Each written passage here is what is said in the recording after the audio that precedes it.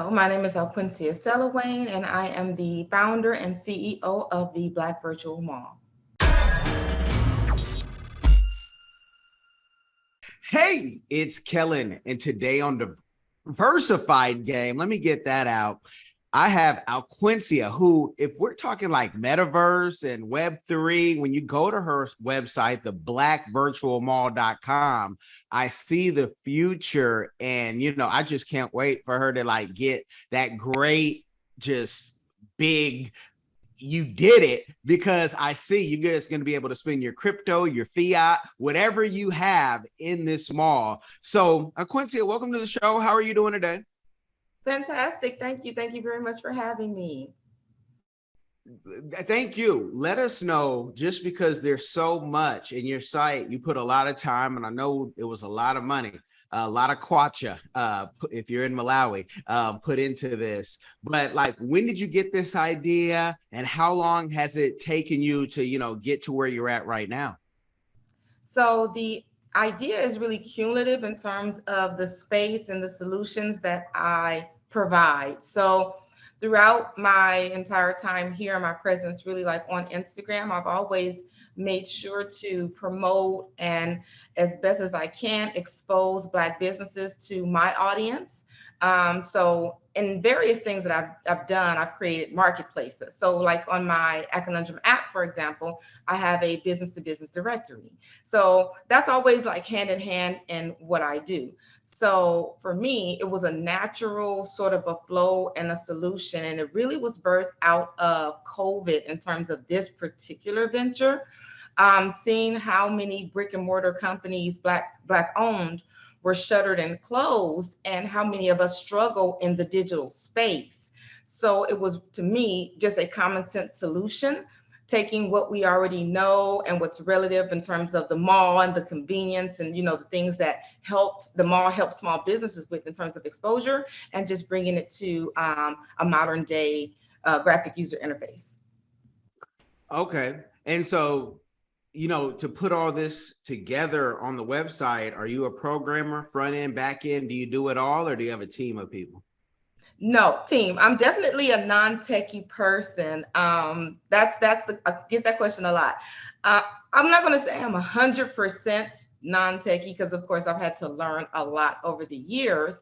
But in terms of that part, no, I'm really consumer facing. My degree is in sociology, psychology. My study and my emphasis is on consumer psychology. So that's really the field that I walk in. But as you know, nowadays there's so many things that you can get done relatively easy. The tech is there, the people are there, the platforms are available for you, so you can really execute your tech idea, even if you're not a coder or you're not into that space. Someone can actually bring that vision to life for you. They can. And I hear from a lot of entrepreneurs who have started, but they're just not there yet, whatever that is to them. They say, and they come to me, a consultant and somebody who does a lot for people. They say, but it costs so much. I feel like I'm going to need a venture capitalist, or a vulture, as we like to call ourselves. So like, your site, there's a lot of components. If you ask somebody, a developer, to create this site, they're telling you, tens of thousands of dollars. If not a lot more. So how did you first, get that money? Because that will be a teaching lesson to someone. Did you save it? Did you get angels, venture capitalists, or, bootstrapped it? Give us the game. 100% self-funded. So I learned early in the entrepreneurial space that some of your for me, I'm a serial entrepreneur. So there are ventures that I know that are going to take a lot of time, a lot of capital, and then we have our hustles. We have our things that are really quick to launch, no cost, low cost, that will generate an income for you. So for me, it was really a series of I have a lot. I have about now totally about 23 streams of income. So it was really taking all of my own funding, and it was a cumulative effort, because when I when I actually approached the company the first time, it was for the Black Biz Expo, which was in February of 2020. So I initially paid about $46,000 for that platform, and then I asked that it remain open because I was going to relaunch it in June. So the first expo was in February for Black History Month, and then the second was going to be for Juneteenth. And in between that time is where I reorganized my thoughts around more of a permanent structure. So I went back to the company and said, hey, you know what? Instead of this, I want to kind of tear this whole thing down and create the Black Virtual Mall. The company that I work with, V-Fairs, they've actually done a case study on me. I'm the very first permanent resident that they've ever had. They host these virtual events for large companies, IBM, AT&T, very large companies, but I'm the first to generate a monthly revenue and the first permanent resident that they have. So I went back to them, and then I had to add about 31,000 more on top of that for the new look, the new changes, the new floors, and everything else. So total out in terms of just with the spending with them was about 77,000, not including my custom graphics, my animation, my team, the data entry, and all of that too. So when you throw numbers like that, people say, how do you get that? What are you, a crypto millionaire? Did you just, give the game on even, when budgeting? Because a lot of our businesses, they have big plans, brilliant plans, but the budgeting to start and build your team, I'm trying to give a timeline. Like, hey, if I thought, right. So for me, it's been COVID. I'm a solutionist. I provide solutions. That's just really at the end of the day, what I explained that every entrepreneur does. And we typically hear a term that says, more money, more problems. But I try to get people to reorganize that around. And the truth of the matter is, if you are a solutionist, then more problems, more money, more opportunity to solve problems. And so I've been giving free consultation, free advice. I've been here on social media, like I said, 10 years now. And I've been giving that for free and really honing my skill in on it. So then eventually I did start to charge. Now, the first thing that I did a lot of side hustles, t-shirts, lock therapy, hair products, just a lot of different hustles. But the first, in terms of I would say revenue stream that started to get me to this point was I launched a DIY app company. So I had my own app, and then I launched for a company that didn't profit. Okay, everything that we do is not profitable. So my very first thing I was really, really working on actually generated no revenue, but there was a lot of sweat equity, and I learned a lot from that. And so that I was able to launch my own app when I did start to focus on me as a personal brand. And when I did that, the demand for the apps grew. So I partnered with the company and created my own app development company, a DIY sort of a service. Now, initially, I did the apps for people, and then I turned it to a DIY service. Then I launched courses. So there were a lot of courses that I sold. I've done webinars myself that I create, events that I create in digital spaces. So those things brought me in revenue. And I'm pretty thrifty. I mean, I save my money. There's not a lot. I have not purchased anything name brand designer, a vehicle, a car. I haven't taken on any added expenses. What I do is I invest in myself. A friend of mine asked me well, what are you going to do with the stock market, during a pandemic and everything? And to be honest with you, I said, I'm investing in me because I know how these companies work behind the scenes. You don't know what's going on. And I know me. So I just literally take my money, put it into another venture, basically like a flip, right? So I'll put some money up, say it's a webinar or something like that, and I invest maybe $1,000, and then I sell out, and then that's $25,000. Okay, save that, flip that. Creating subscription-based business models is very helpful because with the apps, they pay for them, but then there's a monthly subscription. So I have a subscription revenue that comes in monthly from that, and just tearing it and tearing it and tearing it on top and on top and on top. And then eventually, you find yourself at the point where you have a lot of revenue stream coming in, and you invest. Now, I have made investments. I've spent money before that didn't work out, but that's just part of the game. That's just the nature of the game. I love it. I always tell the audience and anybody, be my kids, money won't rot. You can save it, you can invest it, and then you can see what you can do with it when the time's right. Now, having a Black virtual mall, the Black virtual mall, I can hear the entrepreneurs now. Well, how do I get on there? But is it also going to cost me money to host? And before you answer that question, let me just say, if you guys aren't on that site while listening to this, because majority of you are listeners, but those of you who are watching, when you look at the mall and you click on a shop, she does something that many people would not do. She actually lets you go to the company's website, so it takes traffic out. Most people, if they design that site, especially the greedy, would say, "Not, you got to stay in.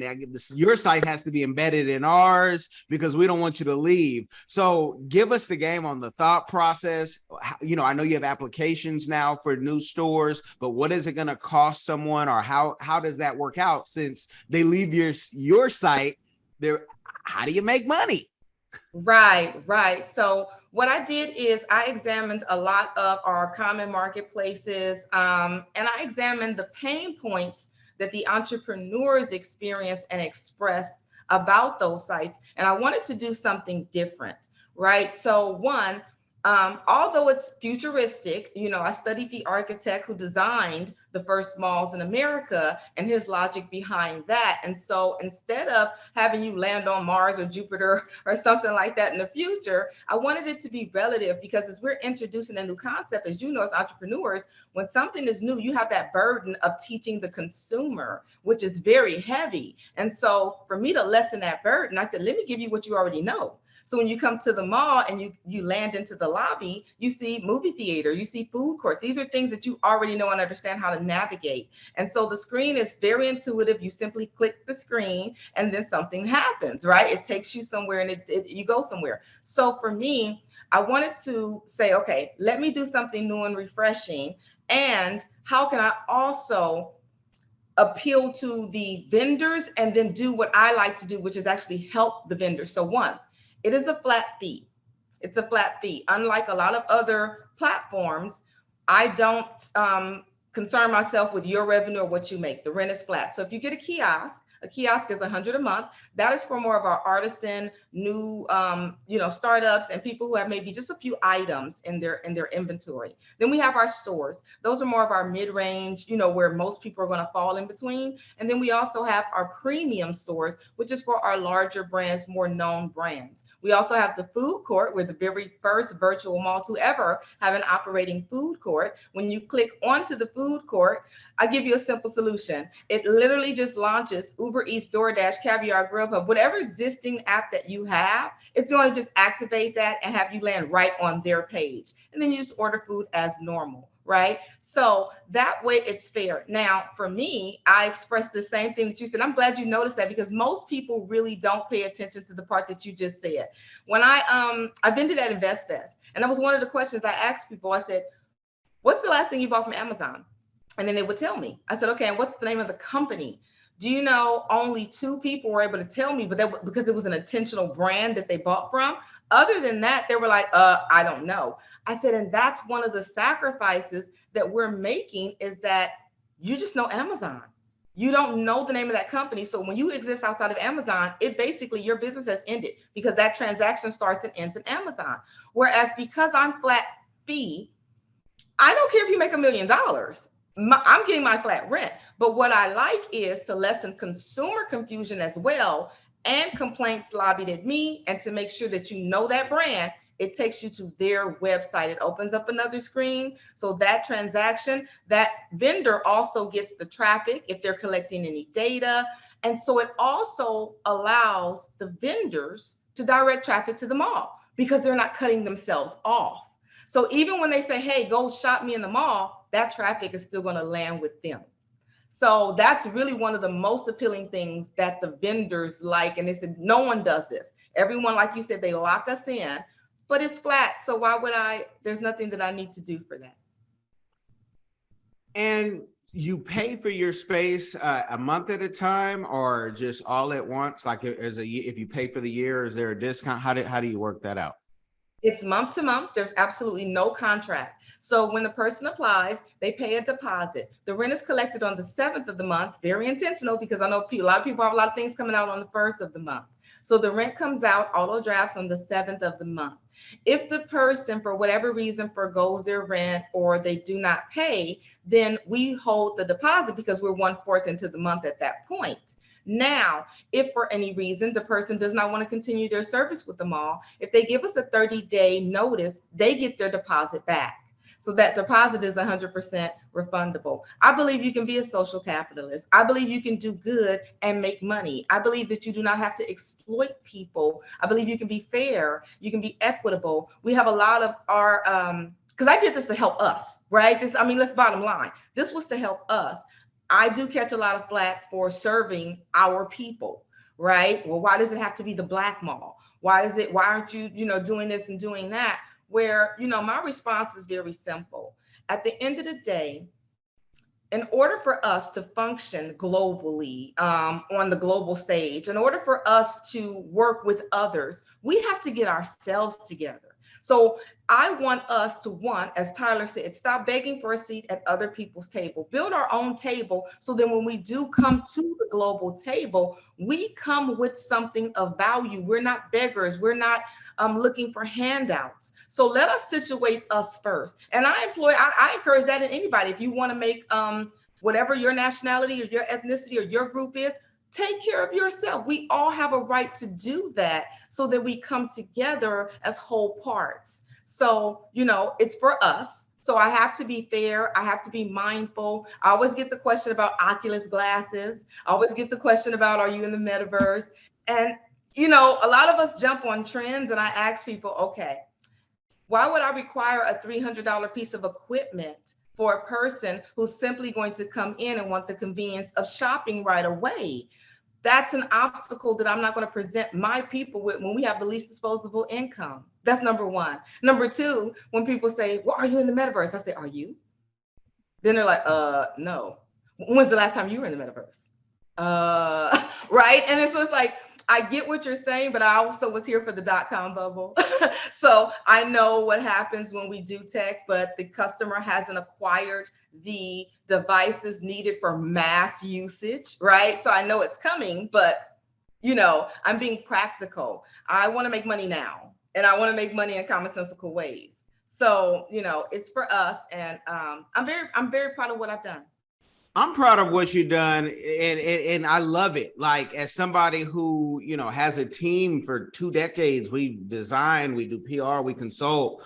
What you put together is not easy. So, we give you your flowers and all that now, but I would also argue with the people who ask you that question and they don't understand what the metaverse is. All the metaverse is virtual reality experience. You are the metaverse. Right. So asking me that, it's almost disrespectful. It's like if I'm a chef and you say, are you cooking or something? I'm cooking. Are you coming to my restaurant though to support it? That's the thing. Have you even came and took a deep dive or a glance? Because when I look at even your food court, I was in the back of my mind, because I give everything hope. I'll trust everybody till you show me, you ain't trustworthy. Even if you're a criminal, just tell me you're a criminal. I'm gonna trust you like I would trust a criminal. Right. Yeah, hey, it's all good. But when I was going through the food court and the movie theater, at some point I thought, I'm gonna get stopped and say coming soon or something, and it don't stop, y'all. Like. And where I see the future of your food court, I see a partnership with a company like, unless you want to create it yourself, like goldbelly.com, which can order food nationwide. So yeah, DoorDash is cool, but when I can get my Everett and Jones barbecue from Oakland, California, because that's the home team, all the way here in Florida, I'm winning. I'm gonna be a lot heavier. Oh my God, I have to write that down. Okay, I'll send it to you too, but goldbelly.com, that you get food. There's certain restaurants that have signed up. Everett and Jones in Oakland. You're not one of them yet, but I've emailed y'all and told you. they can, I would just love that you can get your favorite foods, whether it be Oakland, whether it be in New York. Well, they have Red Rooster. You can get Red Rooster in New York. So that's where I see the future of your food court, and it will help 200-pound men like myself eat. Yes. You know, when we want our African food and the places aren't open locally, hey, let's order from here. And Gold Belly. So I see a partnership or some sort of, that, but also with your movie theaters, talk about licensing, because that's not easy to air somebody's movie. So is it all independence? How are you working that? Can we watch Yes. Woman King? Well, no, definitely. What I did too is the movie theater serves a couple of functions. Okay. So it is definitely for independent artists, poets, singers, just for us to be showcased. So it's appealing to, for us right now. There's also another component. Everything that I do and everything that I've done has been very, very well thought out. And I'm applying all 47 years of my time on this planet to this in terms of why, my whys for everything. So one of the other questions that I get all the time is sponsorship. They're like, oh, wow, yeah, you can sponsor and have ads. And I'm actually ad free. We're ad free. Why? Because remember, I'm about consumer psychology, and I've been on social media for a very long time and on the internet. One of the things that I noticed is that we've ruined ads in terms of ads, has ruined the consumer journey. It is really like taken away. If you look at all of the things that start off and they're pure and they're organic, as soon as the businesses start to bombard them with ads, it just takes that experience down. So that's why I don't want to be ad heavy, and I don't want to be regulated either. So what I do is, I know businesses do need to advertise. So there's two advertising opportunities. As you know, when you go to the booth, some of the booths, you'll notice a video pops up right away, autoplay. Every vendor has the opportunity to create a welcome video. And that's something that we also need differently as Black businesses. Like, we're very charismatic, we're very energetic, we're very cultural. Like, you need to see us, feel us, experience us. So I love that when you land on someone's booth, instead of it just being product picture, which, a lot of these startups don't have the best pictures and they don't have the money for that. But what they do is they're able to jump on your screen and say, hey, how you doing? Welcome to my booth. I'm such and such. These are my products. And just give you that warm welcome and that energy to make you then invested in looking into their products. So that's one advertising opportunity. The second is in the movie theater. But you don't get to advertise, you get to infotize. See, I also learned from the big boys. The big boys have shown me that people will actually come for information and entertainment. YouTube, Instagram, that's what we all do, right? So let's suppose we have the Kellen show, or Kellen has a tax service. Let's just suppose Kellen has a tax service. I don't want Kellen jumping out in front of people when they get to the mall like, hey, I'm Kellen, I have a tax service, come in, like, no one wants that. But what Kellen can do is provide me with about a 5-minute video and say, hey, Kellen, just come educate consumers on a few things. And Kellen says, hey, you guys, so my name is Kellen. I run my tax service. I'm going to teach you the 5 things or the pitfalls to avoid in taxes with your small business, right? Kellen teaches. He drops that information. Now, Kellen can brand that entire video out. He can have on that Kellen banner, that Kellen t-shirt, that Kellen mug, that Kellen picture in the background, and then he can tell you how to get his services.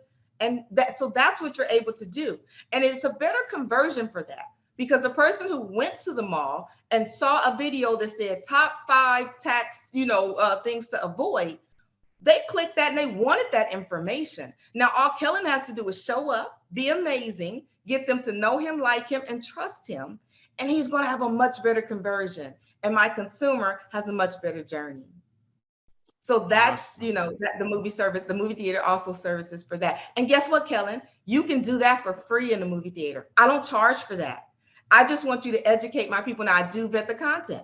So it has to be something that I feel like is definitely of value and of quality. And if you do that for me, I'll place you in the movie theater for free.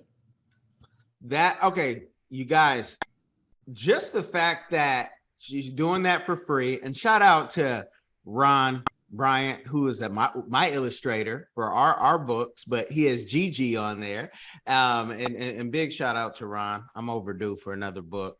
But you know, you're doing that for free, but you're also charging people month to month, which if people, I might even talk to you later on about this, but to set somebody up in a store and then to take them down for that price, you're not even paying for the graphics person, for the software people. You're really going for sainthood when you do something like that. So you guys make sure you tell CNN, and you can tell the Vatican, even though she may not be Catholic, that, you know, she going for sainthood.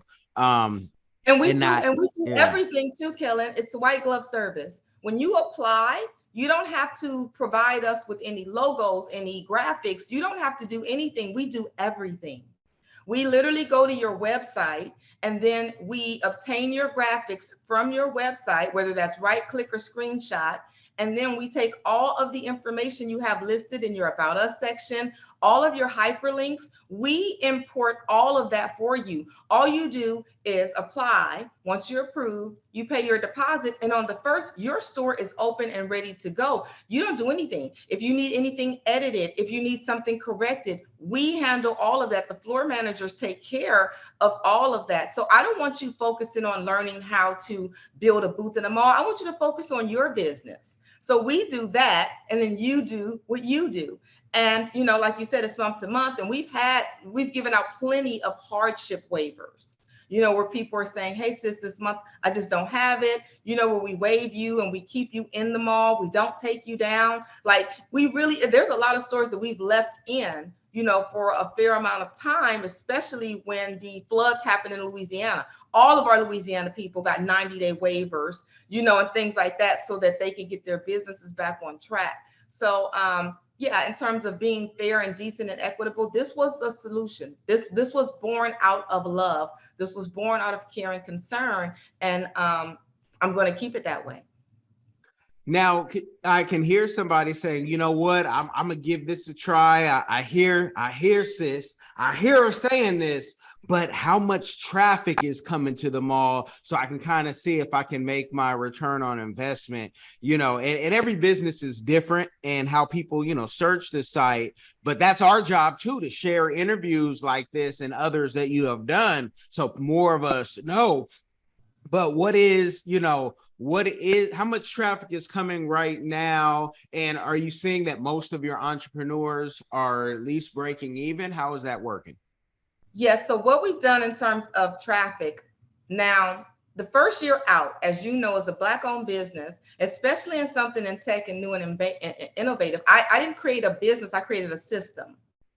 And so when you do that, regardless of how much beta testing you do and you're familiar with the system, there are still things that you're going to learn, because you're creating this out of theory. And then once the user has it in their hands, you have to really understand, you know, where there's nuances, where there's obstacles, where there's issues. So for the first year, I knew that I needed to put this in their hands, let them play with it, tinker it, put it under stress, put it under rest, put it under holiday traffic, you know, make adjustments and make sure that everything works. So I didn't use all of my money for marketing. Instead, I decided to spend a little bit on marketing, but more so hand out discounts to my vendors if so needed. That was one. Number two, I knew I also needed to create a conversation.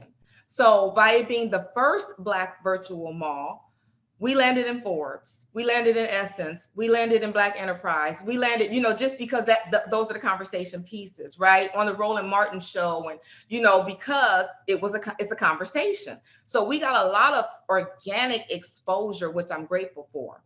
Another thing that I do, which is at the advice of a lot of people, don't understand this part, especially because it's virtual. I limit how many stores can be in the mall to 500, because I want you to be seen. Like, none of us go past the third page of Google, let's be real. So I want to make sure that my audience doesn't get swipe fatigue. So I limit not only how many stores are in the mall, I limit how many stores are on each floor, and I limit the amount of stores that are in each industry. So you can apply and qualify, but if we already have 15 CMOS companies, 10 CMOS companies, I'm not going to overload that industry. I want it to be equitable. So we wanted to make sure, one, that when that traffic arrives, you're able to best utilize it by high exposure and high visibility. So far, we have 94,000 unique visits to our booths. And when you're averaging that out over, on average, we've had about 300 booths at a time. We have 1,700 applications. We have about 300 in the store. That's a lot of traffic, per store. So for a lot of people, because it's so limited, unlike if you go to Amazon, there's 9 million vendors. Yes, they have a ton of traffic, but look at that level of competition in terms of visibility. And it's a pay to play system. We don't do pay to play. You can't position yourself at the front. So one of our kiosks in our stores, they have the infinite sort of swipe feature, whereas the premium has the aerial. But what we do to democratize it is, if you're in the front of the kiosk floor, say floor 2, and your booth's in the front this month, next month, we're going to play musical chairs. We're going to take you, put you at the back. We're going to take that person that was in the back and put them in the front. And that person that's in the front is going to get in the middle. So that way, we're still making sure that everyone is getting their fair share of visibility. So there's a lot of thought into, to making sure you're seen, it's not oversaturated, it's not overcrowded, and, to do our part because we can't compete with the Amazon numbers, of course, you know what I mean? But for the people who are there, they're intentionally shopping Black. That's another thing. They're literally coming so you get really good conversions on sales because they're there on purpose.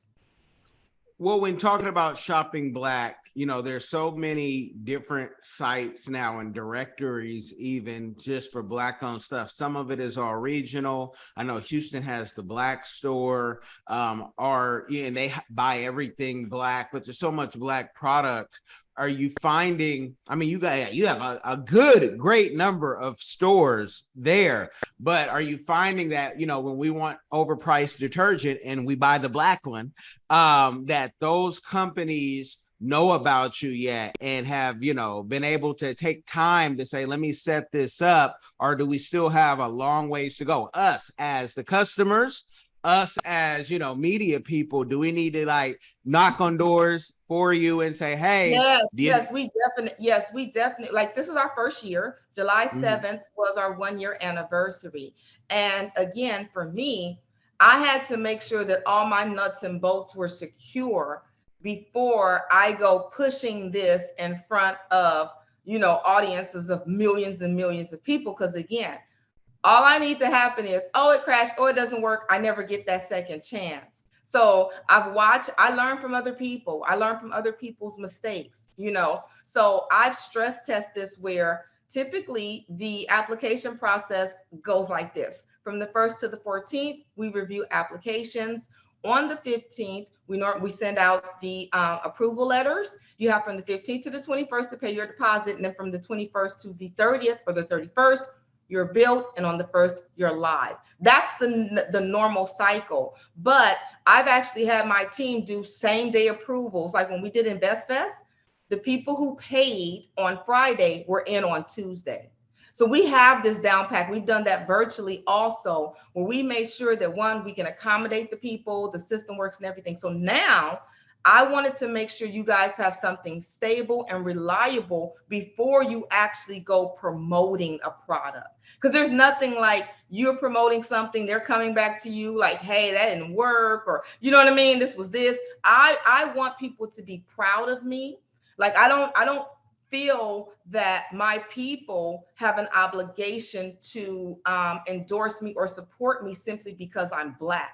I want you to support me because I'm great. I want you to support me because I created something that deserves recognition. So for me, it's not enough to just, hey, I'm Black, support me. I will earn your support. I will earn your promotion. I will earn your, lending your voice to our exposure. And that's what I've done, even down to the businesses that we vet, to make sure that they're of quality and that you have a lot of diversity and options as well, from pet food to, all kinds of things. We wanted to make sure that every possible need or want that you have, that we find that someone can service it, especially things that are obscure, we're providing as well. So we don't want to be known as just like, and I'm just being honest, stereotypical. It's Black owned. It's going to be full of shea butter and sea moss and, no, I didn't want that. We're Black owned, but guess what? We are very innovative and very solution oriented. And so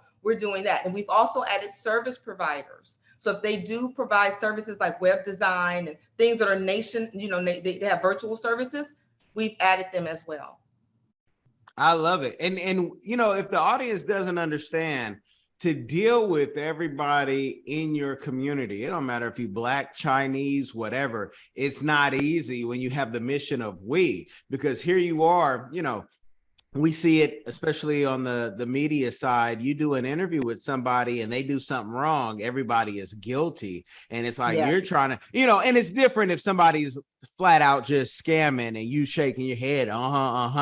Some people should never give financial advice. I know these influencers, some of them really you shouldn't listen to because they live with their mammy or they live in a little box, and that's their choice. You get to choose how you want to live, but financially they're not qualified investors. They have no background in finance. If someone doesn't, you might want to say tira la puerta, because they don't know, they don't know what they're talking about.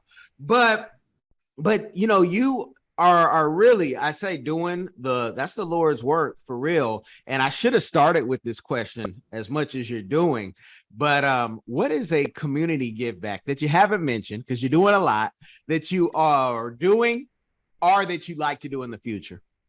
One of the things, this is the thing I'm most proud of. Oh, I was so excited. I designed this for myself, the graphics for it. And that is our Kidpreneur floor. All of our kidpreneurs that are 18 and under, they're free. They are free in the Black Virtual Mall.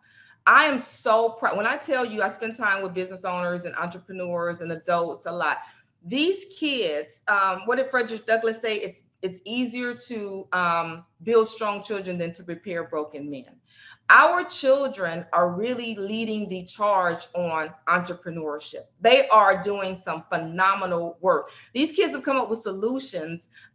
There's one young lady that I love, and I'm a concept learner, so names sometimes I'm not that good with, but she has created, she created a period panty that it's for women on their menstrual cycle, of course, and young girls, with a built-in heating pad in the front and a remote control. Like what? So I've been on this planet all this time. No one's thought of this, right? And you have this young woman who's only 13 years old doing this. We have Team Tech Boy, right? Who's providing. We have Zoe, who has the coding book for kids. There's just so many things that these kids are doing. So for me, that was critical. I want to eventually launch the Kidpreneur Mall, where the mall has a little bit different theme, put in an arcade with Black app developers and, things like that for the kids. And so this is my segue into it, because I don't just have the Black Virtual Mall, I also have the Black Virtual Convention Center. So you can host your large events and things like that for 10 days in there. You can put in your own vendors, you can charge them and, things like that. So I have a lot. And I have to edit myself down. So between the app company and then that, and I have Shop at Conundrum, and then I have Sell at Conundrum, Shop at Conundrum sellers. And so I have so much that I do have to, kind of say, okay, you got to focus, just because you can do everything doesn't mean you should, especially not all at once. But that really was the key for me. Working with the Juneteenth festival here in New York and placing them in the convention center for free. That was another thing in terms of, community give back, and we'll be working with them again next year. So those are some of the things that we do as well. And then we also post our vendors every day on our page, to our stories. We're going to start doing interviews so you can meet the merchants with TVVM TV, where we'll actually be interviewing some of our merchants so you can get their origin stories. You can get to know them a little bit more. So again, you can get that great welcome, and then you can find a reason to really want to look more into their products and services. What's that period panty's name? Oh God. Okay. You go ahead and I'll grab my phone out and I'll get it right now.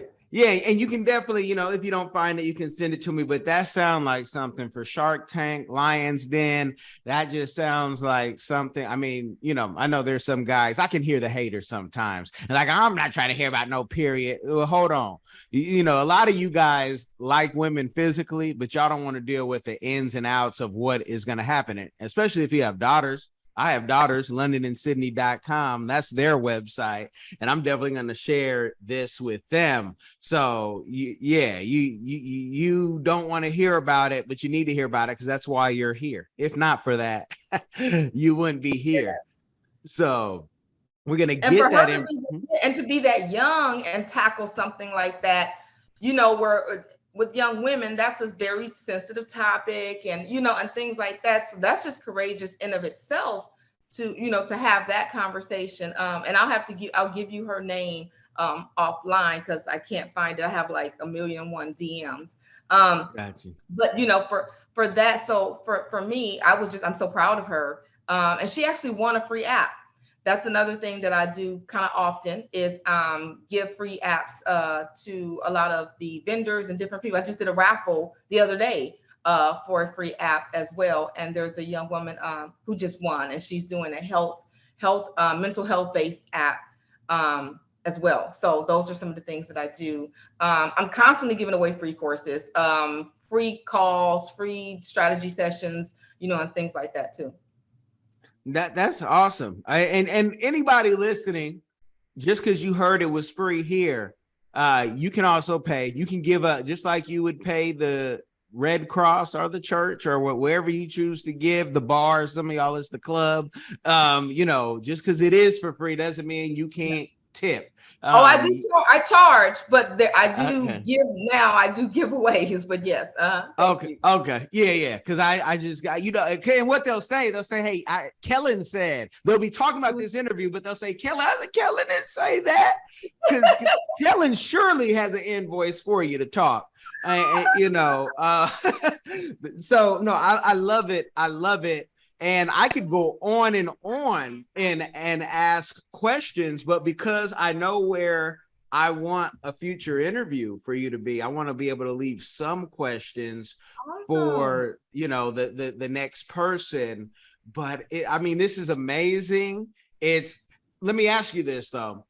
Are you even open to venture capital? Because I can already hear one of my funds say, Kellen, who was that again? And what's her deal? They like to come in on the slide. Yeah, I'm talking about y'all, but yeah. Yes. Well, I will say for anyone who's interested, we were profitable before we were open. Just on the pre rentals. So we've been profitable every day, from day one. And so in terms of venture capital, and funding and things of that nature, it would have to be someone who has my same vision, my same moral compass, my same intention for our people. It would have to be someone who definitely is a strategic partner. I do have a vision, I do have an understanding, but I do understand my SWOT. So someone who has a keen sense on marketing would be very valuable. Someone who also is used to, I would say, partnering with larger corporations and things like that. That would be fantastic. But yeah, it would. I've turned down a lot. I've turned down a lot of opportunities because there are certain things that I'm just not going to waver on. Some of those things being the price of the rent. Some of the things being you can have 1,500 stores in here. You can have 2,000 stores in here. Some of the things being where you could have ads and those are just things that I see the vision and I see where I'm doing something very different. So I know it doesn't make sense to you today, but trust me, in a minute, as you see people are moving and having to pivot, you will see a lot of the solutions that I'm providing. You'll say, wow, that's making more sense now. And so, I'm open the partner would have to be an amazing, dynamic individual. I will say that.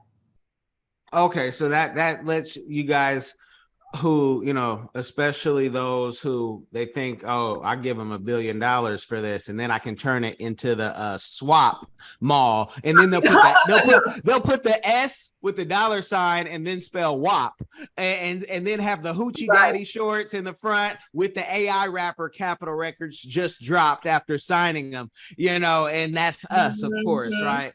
That's all of us with some hoochie daddy shorts. No. And some gold teeth. Song now too for it. It's a song. There's a theme song, right? And you saw the rapper. He just got dropped. Yeah. So that was quick. Yeah. I heard that he's actually been around for a couple of years. Just had really sparked more attention. But yeah, that story was something else. Yeah. Yeah. But so for me, I'm not looking to be a walking NASCAR. So and like I said, the things that I'm doing in terms of the customer journey and things like that is just like, those are things that are very thoughtful and intentional as well, because I'm really into retention. Consumer acquisition is one thing, and it's, but it's retention and return that's really at my priority.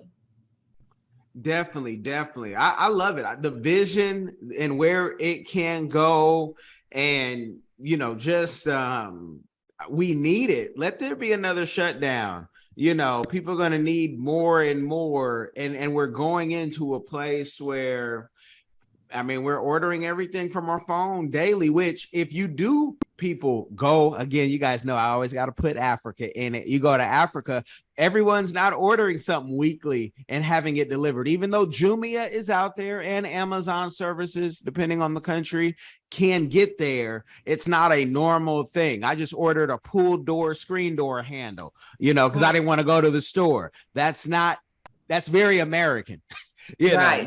It's very, so I can just see the future.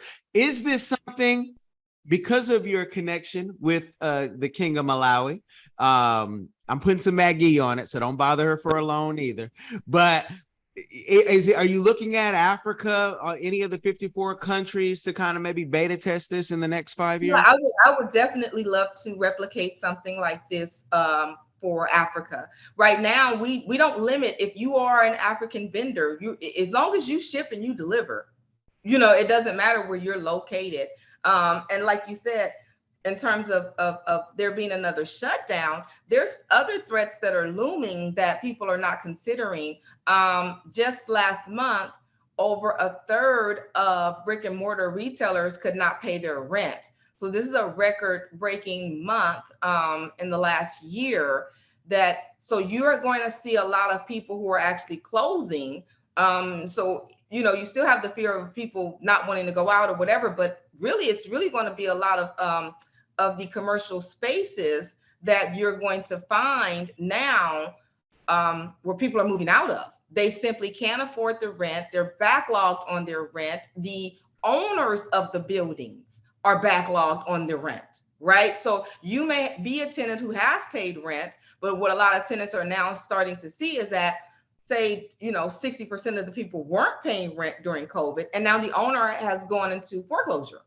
And so for that reason, and also just personally not being able to pay your rent, there's going to be a lot of people who are now finding themselves having to grow heavier on e-commerce. And then you have things that are other threats that people don't really know about. I've kind of talked about it, but for example, Amazon aggregators. These are people who have worked for Amazon maybe 10, 15 years. And what they've done is they've secured capital to kind of create for themselves a mini Unilever. They're going around getting the mom and pop shops in Amazon that do pretty well, maybe have $1 million in sales. They're acquiring these businesses, and then they're using their Amazon expertise and connections to 15x these businesses. So now, whereas you already have the your Amazon normal tenant, you have Amazon to compete with on Amazon, who gathers your data and positions themselves, right, how to best benefit them. But now, and you have the titans on Amazon, and the big brands that are now on Amazon, you also have the Amazon aggregators. And they're very open to tell you, like, listen, who do you think is going to get Amazon on the phone? Who do you think is going to get that placement? Because they are now forming these monoliths, these huge, entities, and they're having 7 to 25 brands under their belt. So this e-commerce lane is going to, one, get more competitive, right? Rent is competing with your pockets. So you're going to have to find a way to get as much visibility in this e-commerce world as possible. And that's why something like the mall, or the concept of the mall, makes so much sense to me, because that's what the mall did for small businesses. A lot of small businesses would have never been franchises if it were not, for the malls and the visibility that they got there. It's funny you say that. I had a product. It's the only Amazon product we've ever not been able to get ungated, because Amazon only wanted one on there, and even hired a former Amazon employee because we lived in Seattle at the time. So I definitely feel you on that. Say that term again, and even spell it out Amazon, so people can. the aggregators. No, the mini muni lever. Oh, Yeah. I said they're trying to be a mini Unilever. So you have P&G and you have Unilever, and you guys may be familiar with those brands, but you may not know that literally 75% of the products in your home are under the umbrella of P&G or Unilever. When you look, they own everything from bath products to food products to health products to pharmaceutical products, like just about anything. And if you look on the back of a lot of your items, you'll see that little Unilever symbol. They're not really brash about it. And they even own competitive brands, things that you think are competing with each other. They own those as well. So these are, if you look into the history of Unilever and P&G, and you'll see like how large these companies are. And so that's what a lot of people are doing, is, like I said, they're trying to be their own little mini version of that by becoming this umbrella brand. And they're not even rebranding the companies. They're keeping the community, the tribe, the aesthetics. For the most part, you don't even know that it's been taken over. And a lot of times they even leave the owners on as consultants. They give them a salary. So for the forward facing, for the customer, you don't see a change, but now they're a part of a large system. It's kind of like joining a record label. You know what I mean? They're a part of this large system that is going to propel them and push them forward. So if you are just a solo person, on Amazon and everything, that's going to get very, very hard for you very, very soon. There's a lot of other people who are changing their policies. Etsy and sellers are seeing increases in fees and, all kinds of things I pay attention to that I'm trying to make sure that I provide a solution for, a healthy alternative. So for where we lack, I'm trying to make sure that we're giving you, other things that are beneficial. Well, if you have in the future, or even when we get off this call, for those companies that are doing that, Unilever's stock right now is at $46. If I can get what the next one is going to be at, before it hits $1 or even at $2, we can all celebrate and say thank you again for your sainthood. Last question, to be respectful of the time, and again, to leave questions for others. But I have to ask, and I actually sent you in your DM while we were talking, an example of another site that I've had as a guest, but people, some of their favorite things to do as kids to go to the mall was to be able to communicate. And when I look at your mall, I also see this is roadblocks, if she wanted to be, where people could actually talk to each other. Oh, you're buying this, and that. Like, is there any interest of doing something like that? Yeah, so the company that I work with, they roll out different features. Like, since I've been with them over the years, there's different features. And so that spatial audio is one, where you're able to, just like we're talking right now, you would actually be able to talk to. In the Black Virtual Convention Center, there is a VIP room where I actually do provide that. So I have an upgraded experience that when you want to say meta, you actually dress your avatar, you're walking, you have your positioning, your point of view, you run, you jump, you do obstacle courses, there's spatial audio. So I have all of those as features, you know, for the upgraded experience over there. For here, I try to sort of not overwhelm the person, right? Where it's like, oh, I just want to shop. Because I tell people all the time, the single solitary disruptor in business, past, present, or future, is convenience. Contrary to what we think, we don't want a menu with 100 items. Contrary to what we think, our brain does not like that. Our brain literally needs structure and it needs less options. When you overwhelm people, they actually become more reluctant, you know. So what I wanted is people to come in and there's ease. And that's why everything is like click and just click there and just click there, right? So we'll roll out a small audio or little chat box, you know, where people can kind of conversate with each other sometimes in the future. But we do have a space, we have a meeting room that people can actually go and have video conferences if they want to maybe do a product review or a product launch or do some market testing. They can do that in the meeting room, and it's video and audio there, just like how we're talking now. I love it. And I always think about, I tell my kids, I say in Roblox, make me some characters. And I even see like, and I could see it in your metaverse of, you know, the Black Peloton, where we don't have Tunde, but we have Unde, and you know, and we have Bobbin Love, and you know, I just take everybody's name, mix that's it. That's for the Black Virtual Fitness Center, where you have all trainers, and instead of a movie theater, you have a gymnasium, and instead of the food court, you would actually have like a cafeteria. See, this is not just a business; it's a business model. So I have several iterations of this that I can do, from legal to beauty-based to fitness-based to education. This is a model, right? So no, it will not be my last. I am now a virtual commercial property developer. So this is my first one, and the convention center is my second developed property, and I will be developing more properties in niche markets as well. You guys, the game is real. The next thing for you to do, and it's free to do, is to share this game. You got it for free. At least you could share it and get on it before it becomes, you know, I remember telling y'all about, you know, certain alternative currencies decades ago. Oh, that's crazy. That's for the criminals. This ain't for the criminals. This is for the community. It should make sense to you, and it should be nothing to share it. It will change somebody's life. Y'all be blessed. Hi everyone. Have you ever been curious about visiting Africa? Which African country were you interested in? Kenya, Nigeria, Uganda, South Africa, Ethiopia? Which country are you interested in? My good friend Kellen Cash Coleman came up with a course called My First Trip to Africa that'll guide you through this process. It's only $20, and in this course you'll learn about passports, visas, vaccinations that you need before you go there, as well as a budget, how much the trip is going to cost. He also talks about what you should pack, what you should take with you, how you should travel on a budget. Did you know that $100 is worth 1,000 South African rand and over 10,000 Kenyan shillings?